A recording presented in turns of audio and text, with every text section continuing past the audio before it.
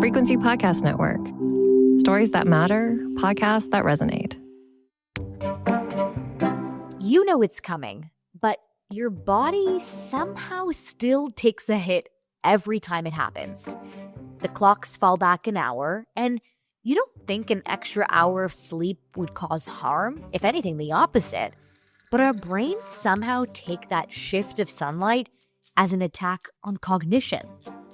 The interruption to our circadian rhythm, even just by 1 hour, sends the brain into a frenzy as it tries to adapt balancing your schedule with nature's shift. So, how can we help the master control up there as it goes through the second shift of the year? And is it worth opening up the debate as old as time as to whether or not to scrap the biannual time change? I'm Maria Kestane, and today on The Big Story, I'm talking to Dr. Elizabeth Klerman, a professor of neurology at Massachusetts General Hospital and Harvard Medical School, to discuss how exactly we should brace for impact when the clocks fall back. Dr. Klerman, thank you so much for joining me today. Thank you very much for asking me to join you. So when we're talking about disruptions to sleep patterns and how that affects, our cognitive behavior, I think it's so important to dive into what exactly an objectively healthy sleep pattern even looks like. Tell us about the circadian rhythm. What happens to our brains when we fall asleep? So those are three excellent questions. The first question is, what does an objectively healthy sleep pattern look like? And for most of the time, we tell people, fall asleep when you're tired and wake up when you're ready to wake up. An analogy that was raised by Dr. Till Ronenberg, who said, you wouldn't stop a washing machine when it's still in the spin cycle. Why are you setting an alarm clock? So we realized that for some people, because they have multiple jobs or multiple responsibilities or dogs or children or whatever, they can't sleep as much as they want to.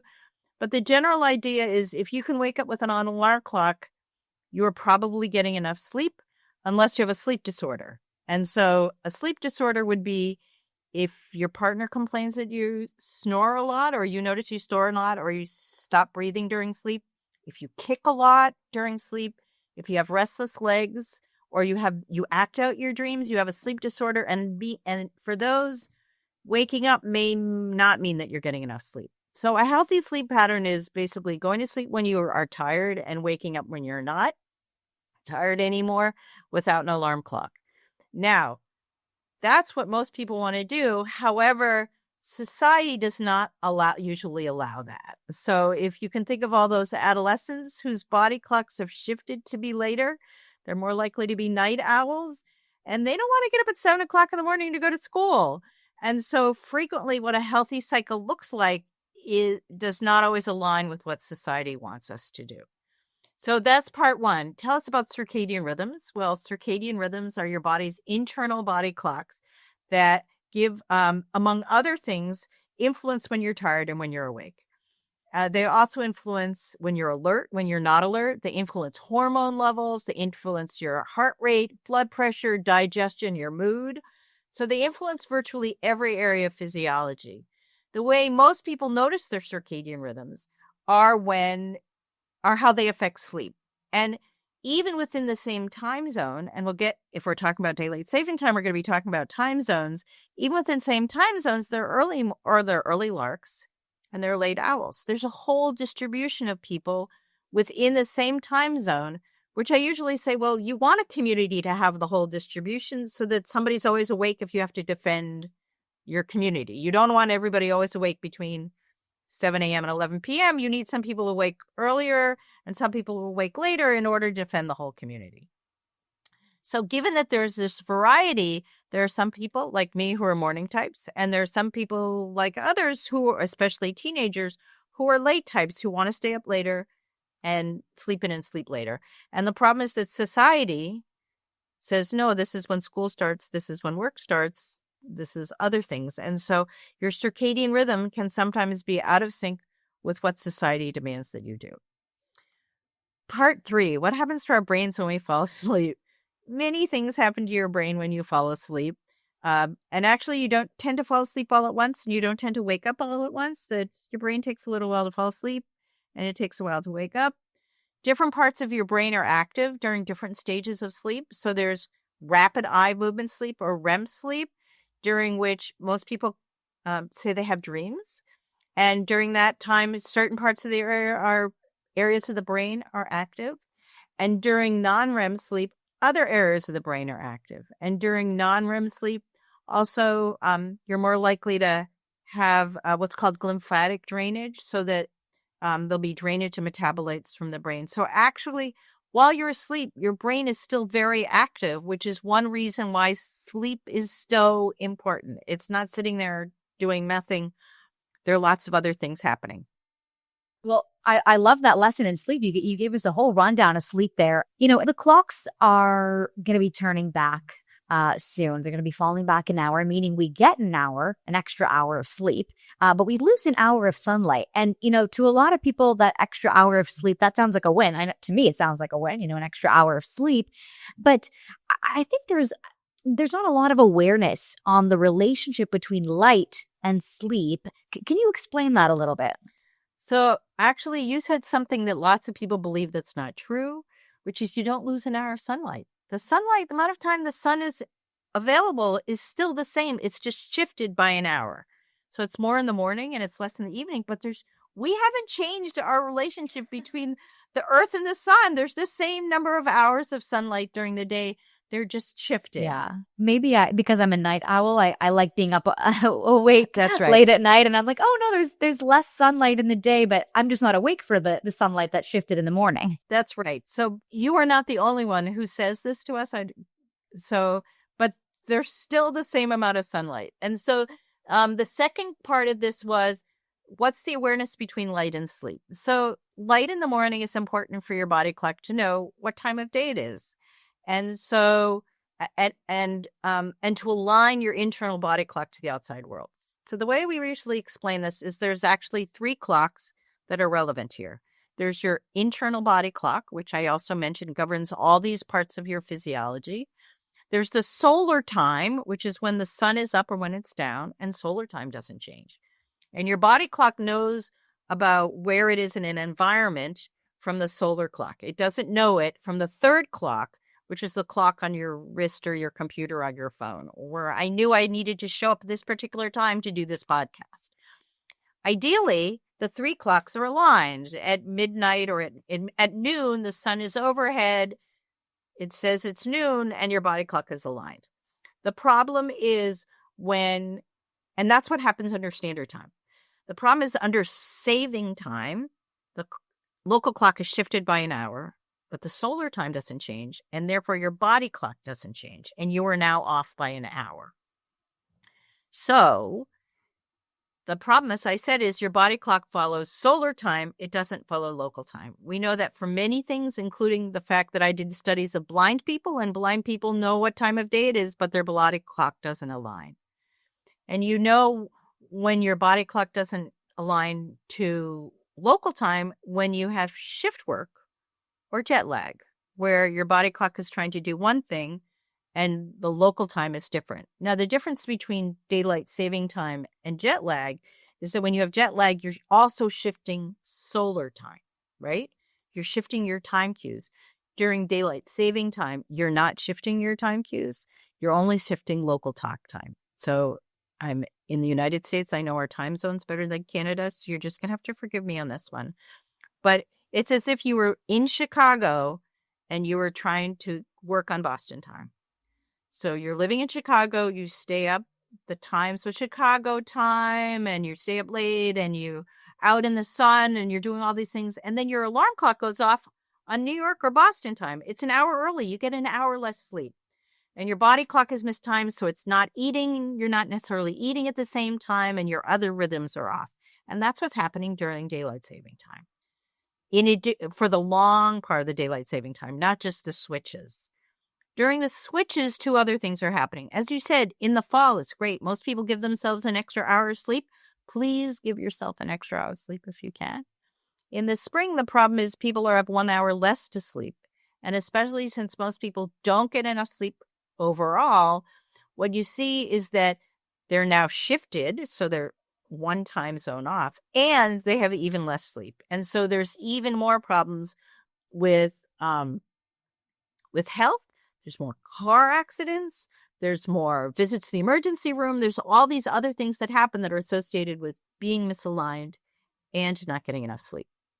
If you could describe from like the brain's perspective what's happening to us during this switch over, like how does it affect our cognitive decision-making ability? How does it affect our because you hear all the time, well, like, you're going to experience brain fogginess, but how does that work? Our brains are just misaligned essentially? So yes, so the circadian system helps you, influences when your brain is alert and when it's not. And so if your body clock thinks you should be asleep, you're not going to be functioning very well. You're going to feel brain fog. You're not going to respond as quickly. You might be more moody, and you're not going to feel as alert. In addition, if you get less sleep, you also don't perform as well. And so especially in the spring with the combination of less sleep and misalignment, that's what happens. The brain says you shouldn't be awake. And so you don't do as well because your brain thinks you shouldn't be awake. It's like being woken up in the middle of the night.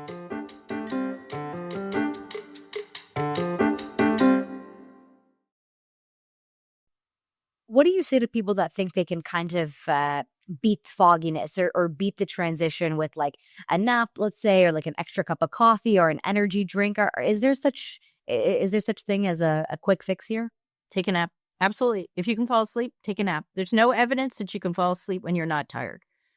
Put a piece of chocolate cake in front of me. I can eat it when I'm not hungry. But there's no evidence that you can sleep when you're not tired. So if you can sleep and it's a safe place to sleep, then we suggest you do it. Caffeine also will help you wake up and be more alert. Absolutely. We recommend that people don't take it too much before bedtime because we don't want it to interrupt with bedtime. I know there are people who can take caffeine and it doesn't interfere with their bedtime. I'm not giving individual recommendations.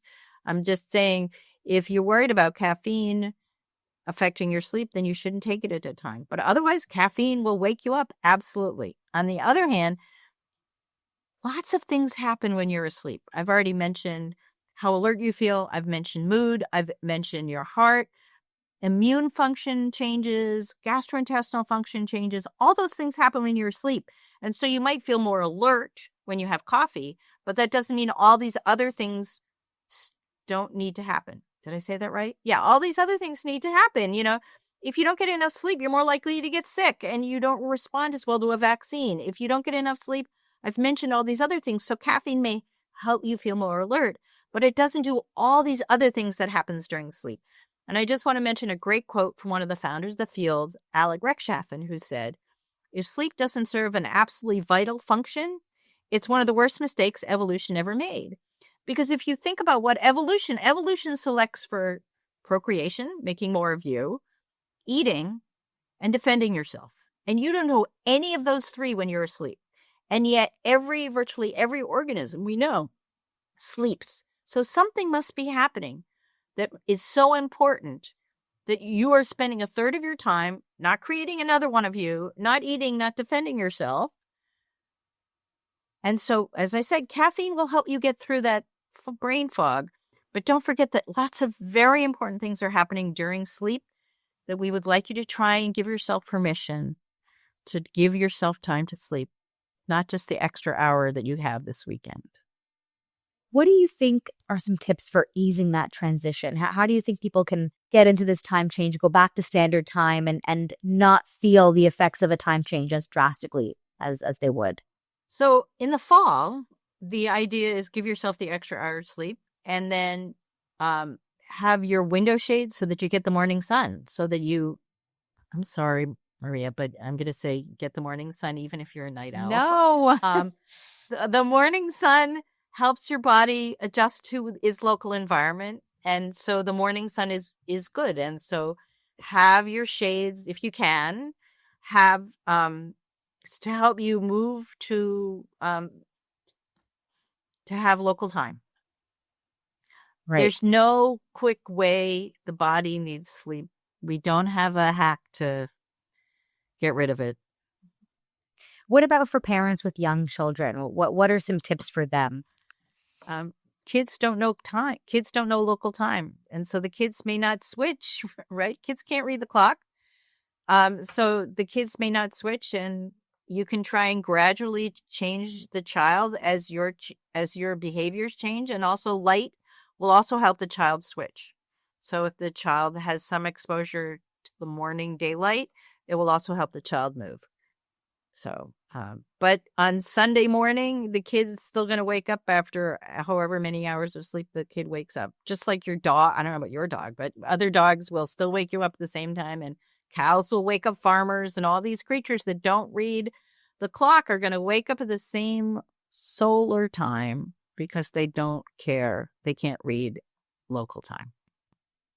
Dr. Klerman, I want to get your opinion on this to end us off here. Amid the debate as to whether or not we should get rid of the time change, whether we should stick to one time zone or not, where do you personally stand on that? Do you think we should stick to one time zone or no? We should stick with standard time, not saving time. I'm not the only one who feels that way. The American Academy of Sleep Medicine, the American Academy of Neurology, the European societies, many scientific societies all argue that we should stick with standard time. We shouldn't switch back and forth. And the one that we should choose should be standard time, not saving time. I also want to point out that permanent saving time has been tried at least 3 times in the past, twice in the United States and once in the UK. And all 3 times it was ended early because of unpopularity. I also want to point out, if you have permanent saving time, the kids in the North go to school in the dark many more days, possibly months, than if you're in standard time. If you're in standard time, not saving time. And when my kids were young, I didn't want them going to school in the dark. I wanted them to going to school. And so that's another outcome of if you're in permanent saving time. And so I'm not the only one. Multiple medicals and sleep societies around the world have all said we should be on standard time year round, not saving time. Yeah. Even from a safety aspect, for what you were saying, some kids that go to school at 8 a.m., 9 a.m., and it's still dark outside. How does school drop off work when it's all dark and you have these kids crossing the street? And I'm sure from a safety point of view, it's a disaster. Well, I can't say it's a disaster. It's certainly worrisome. And so, yes. Well, what you're saying here is I should just get more sleep. Sleep is the important part here. That's what I'm taking from this. If you can get more sleep, please allow yourself the opportunity to get more sleep. Yes. And if you're in bed for 8 hours and you're still tired, or your bed partner complains about your snoring or stopping breathing or kicking them or acting out your dreams, please see a sleep specialist. But otherwise, as I said, it's free. You don't need special equipment. You don't need special training. It feels good. So please try and give yourself the opportunity to sleep. Well, I'll be telling my boss that if I don't come to work on time. It's because Dr. Klerman said I should just sleep. That's that. Dr. Elizabeth Klerman, a neurology professor at Massachusetts General Hospital and Harvard Medical School. Thank you so much for this interesting chat. I'm going to go take a nap now. Thank you very much for speaking with me. And that was The Big Story. We'd love to hear your thoughts on this conversation. Send us an email at hello@thebigstorypodcast.ca or find us on Instagram @frequencypods. If you think of someone that would love this episode, share it with them and be sure to leave a comment. You can listen to The Big Story every day wherever you get your podcasts. I'm Maria Kestane. Thanks for listening.